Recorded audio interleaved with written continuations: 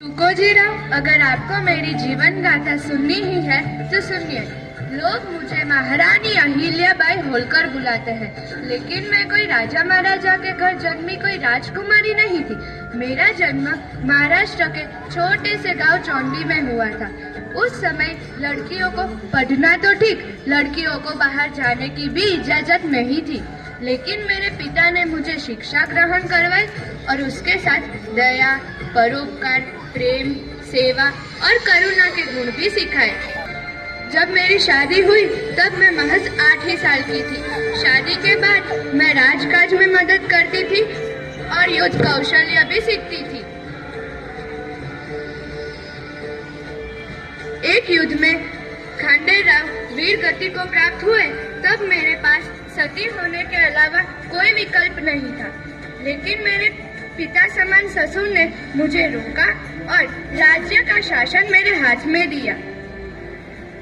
अरे मैं ये क्या सुन रही हूँ? क्या मुगलों ने फिर से सोमनाथ और महाकालेश्वर के मंदिर तोड़ डाले?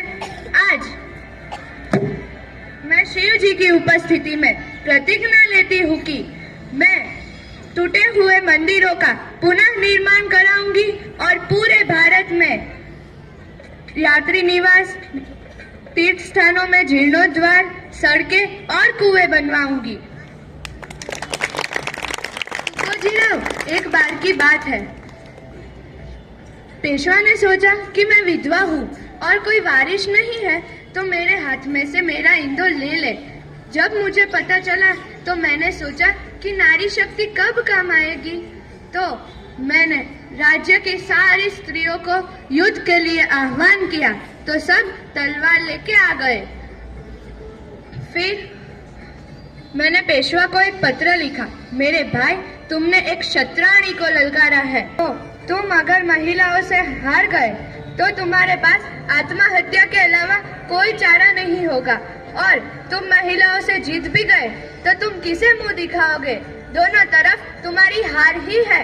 इस तो मैं तुम्हें राखी भेजती हूँ, उसे स्वीकार करना।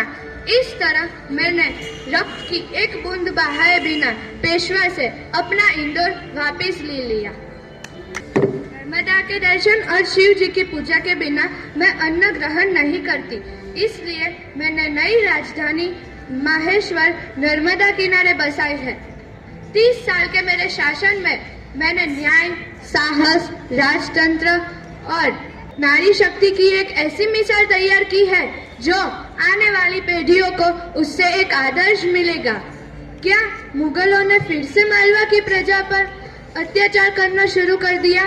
मैं अब सबके समक्ष और शिव जी की उपस्थिति में प्रतिज्ञा लेती हूँ कि जब तक मेरे शरीर में प्राण है तब तक मैं पूरी निष्ठा से मालवा की प्रजा की रक्षा और सेवा करूंगी। हर हर महादेव।